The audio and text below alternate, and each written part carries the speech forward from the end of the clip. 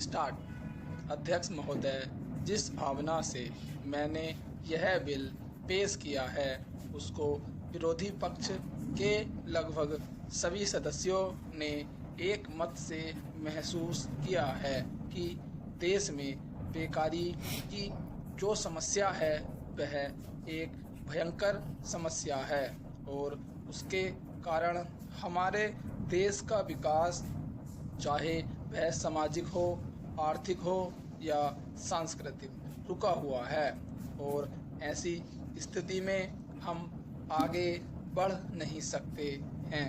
इसी प्रकार से इस परिस्थिति का निर्माण पिछले 54 वर्षों से देख रहे हैं।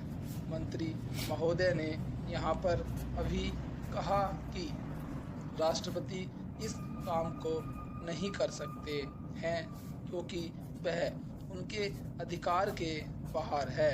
आप राज्यों में राज्यपाल शासन स्थापित करते हैं जब यह देखते हैं कि किसी राज्य में वहाँ की व्यवस्था, वहाँ का विकास ठीक नहीं हो रहा है, जब किसी राज्य में गड़बड़ी फैल रही हो, विकास का काम समाप्त हो गया हो और जिम्मेदारी से लोग काम ना करते हों तो वहाँ पर राज्यपाल शासन स्थापित किया जाता है।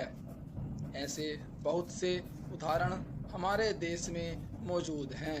उसी प्रकार से हमारे राष्ट्रपति हैं।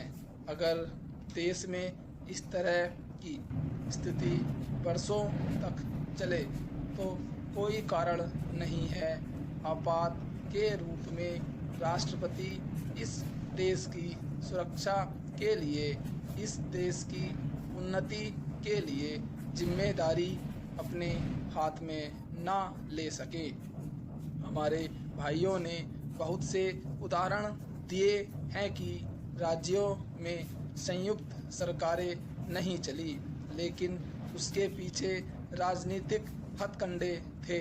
अगर कोई राजनीतिक पार्टी जिम्मेदारी से काम नहीं करती तो विधान में यह स्पष्ट है कि राष्ट्रपति शासन अपने हाथ में ले।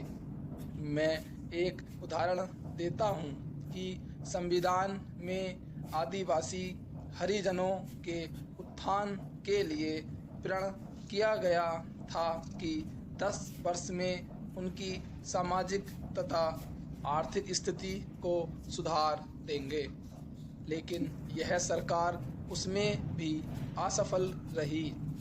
उसको एक बार 10 वर्ष के लिए बढ़ाया गया और दोबारा फिर 10 वर्ष के लिए बढ़ाया गया।